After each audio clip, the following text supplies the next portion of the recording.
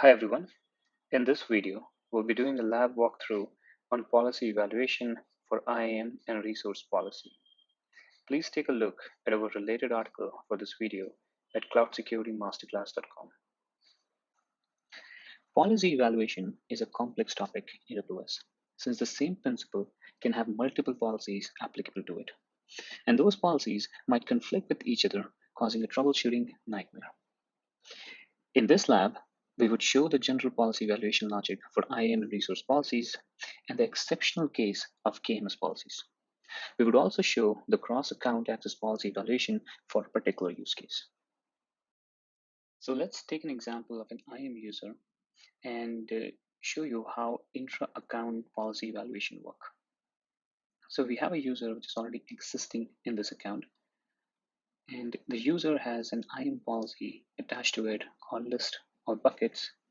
And if we see the JSON of this policy, we can see that we have list all my buckets and list all buckets, which essentially means this user can list all the buckets in this AWS account, plus it can list the contents, which are the objects of a particular bucket.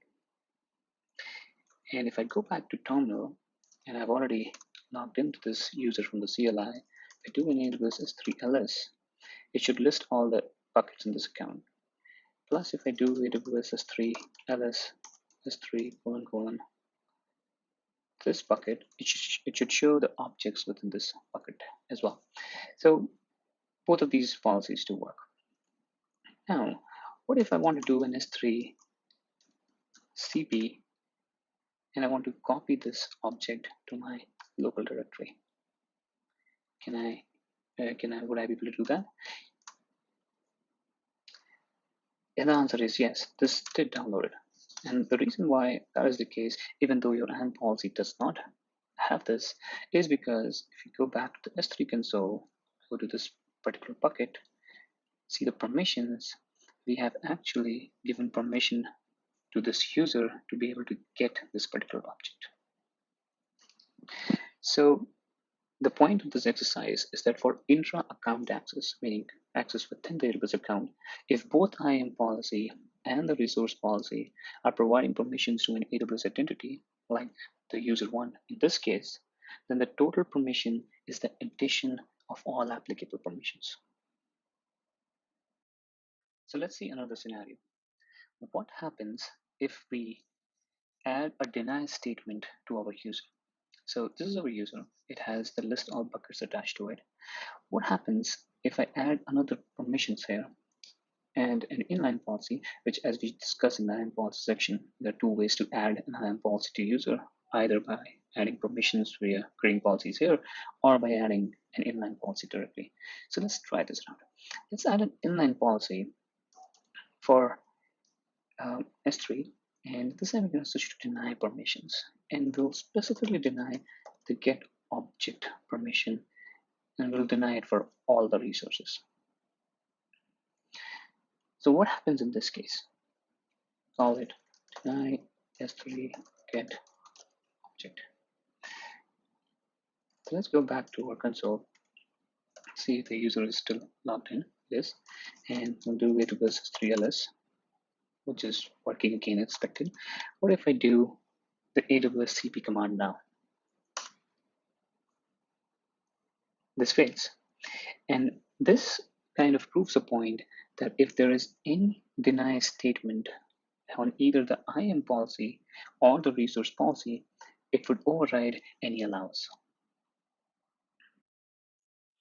Till now, we have seen that if you create permissions in both IAM and resource policy, those permissions are added to the final policy rule.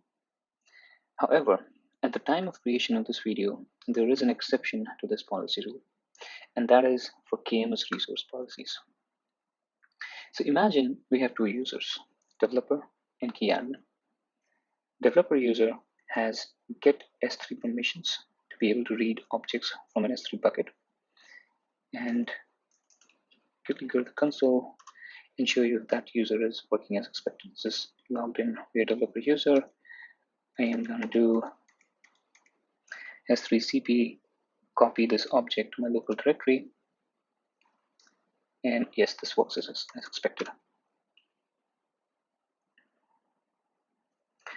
So the other user that we have is the KMS admin user or the key admin user. And the key admin user wants to encrypt all the S3 objects for better security. And let's log in with this key admin user and try to create a KMS key to do just that. So I have this user logged in from this terminal. And as you see, we have the key admin user here. So I'm going to go to KMS.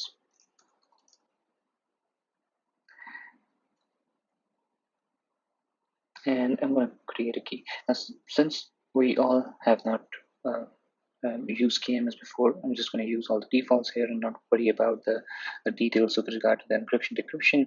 Our goal is to understand and learn the KMS policy at this point, not really the different options that the KMS list provides. So I'm going to just click on all the defaults here, give this key a name,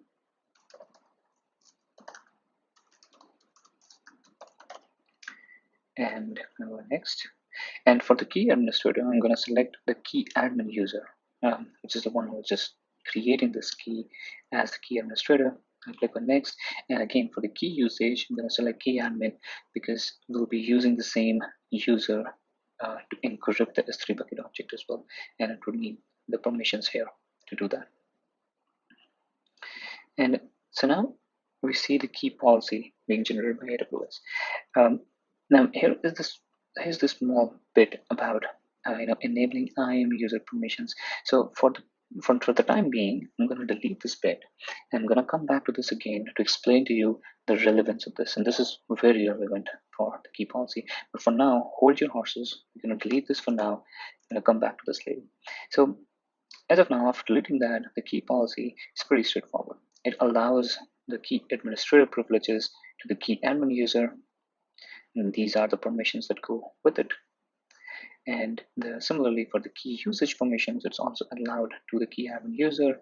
These are the permissions they're with, and there are some additional permissions for the key admin. And I click on finish here. This would create my encrypt S3 object KMS key. I'll go to the S3 console and try to encrypt that S3 object using this key.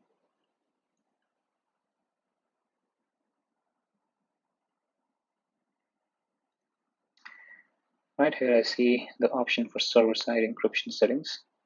Click on edit, click on enable, and select the AWS KMS key or SSE KMS here. And select choose from my AWS KMS keys, select the encrypt S3 object key, and click on save changes. So this has now applied encryption to that particular object. So if I go to my bucket again and go to that particular object, go down in the settings, I'll see that the encryption is enabled using the KMS key which I just read. So now if I am the user developer, right, and if I'm trying to, sorry for that, if I am the user developer, and if I'm trying to do the previous operation of CP this particular object to my local directory, what happens now? It obviously gives an error. And the reason is because this user does not have the permission to be able to use this custom master key and to be able to decrypt using that custom master key. From what we have learned so far about policy evaluation, if I add KMS decrypt permissions to either the developer user via the IAM policy or the KMS resource policy, then this should work, right? Let's try to add this permission to the IAM user and see what happens. So I'm in the IAM menu, go to the developer role and confirm that I just have the get object permission at this point. We add an inline policy for KMS and add the decrypt permission. And in the resource ARN, I'm gonna specify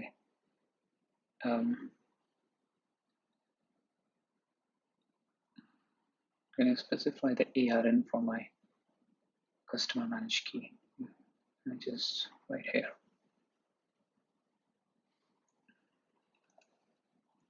Click on add and click on repeat policy. KMS decrypt. So now we have the IAM policy attached to developer user saying that this user can now decrypt using decrypt this key essentially, right? And I'm going to go back down again, see if that helped.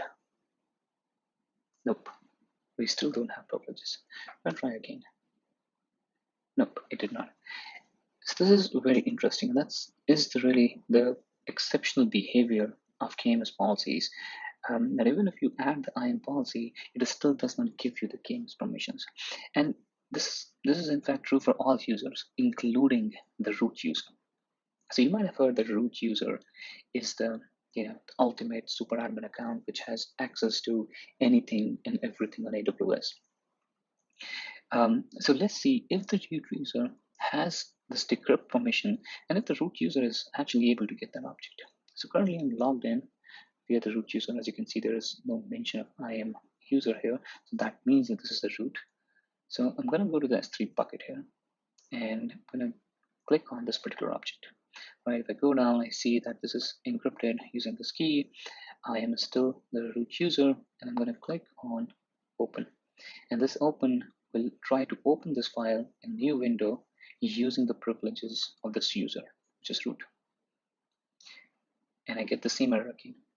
So even the root user is not able to decrypt this key. This is a really interesting behavior. And this is really the exception behavior that we're talking about with KMS policies. So let me remove the IAM policy that was attached to this user and try to add the KMS resource policy and see what happens then.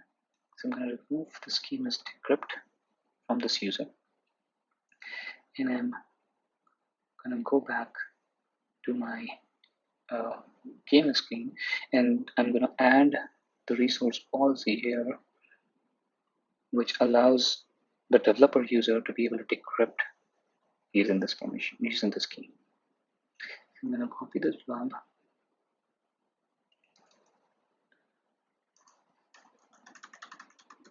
I'm going to paste it so that I have a template.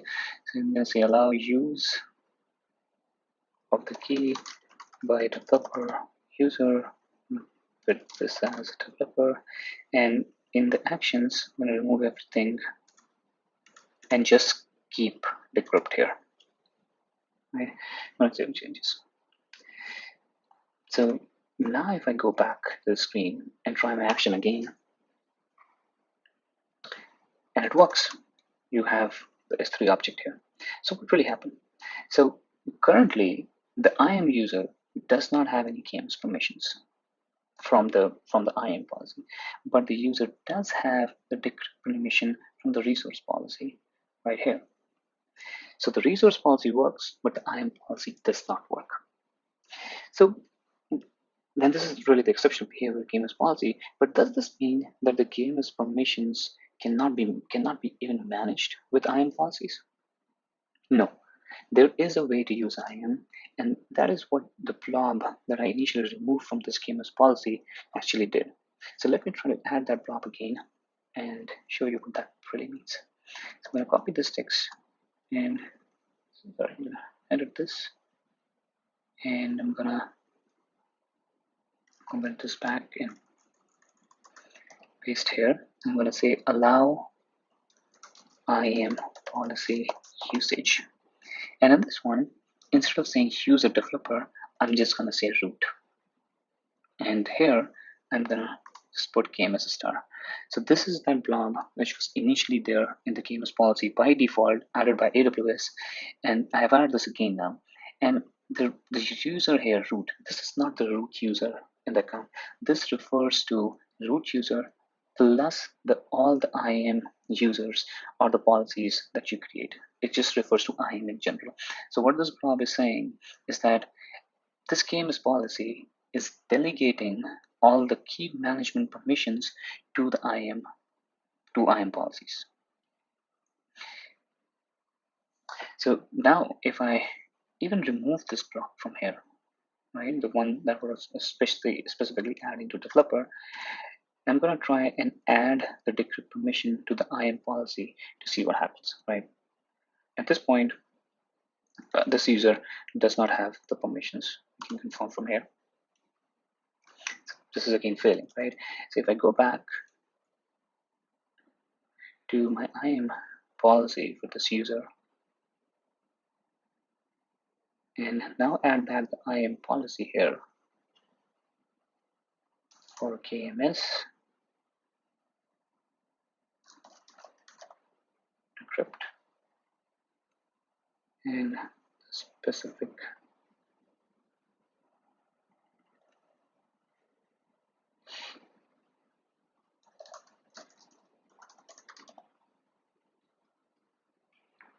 and go back to my console, go back to terminal and try and do the CP again.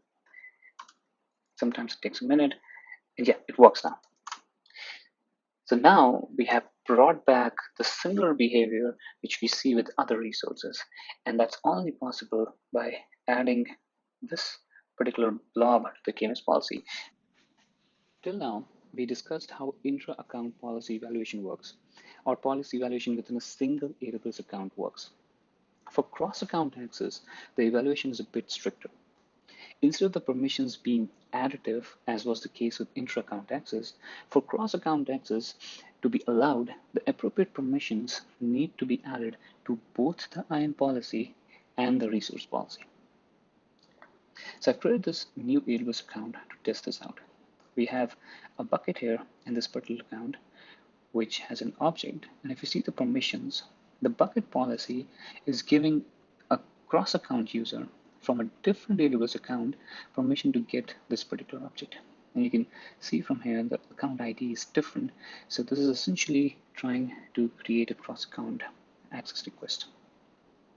And if I go back to my user screen on the other AWS account, and I go to this particular user, I see that there are no permissions attached to this user, as in there are no IAM permissions. Now, if this were an intra-account access, this would have been successful since the policy, since the permissions are added in the resource policy. But let's see if this works cross-account or not. So just to confirm, I'm logged in this user via the command line, and I'm going to do S3CP, the path for this particular resource. Cross-account is cloud security and the name of the object, and I'm trying to copy it locally. And this fails.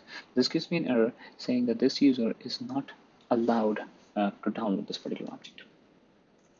So let's go back to this IAM screen and let's try to update the IAM policy for this user. So I'm going to add an IAM inline policy with S3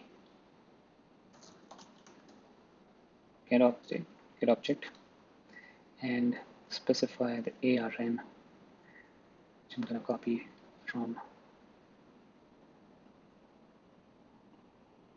here.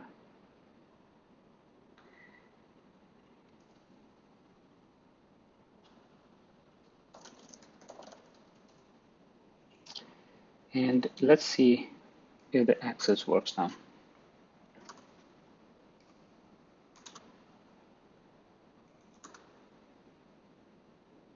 Okay, yes, it works. So what we have seen here is that for cross-account access, just to reiterate, the permissions need to be added to both the IAM policy as well as the resource policy. This is different from how the behavior is when the access is being made within a single account. So this is it for the lab walkthrough. Keep watching out for more videos and articles at cloudsecuritymasterclass.com.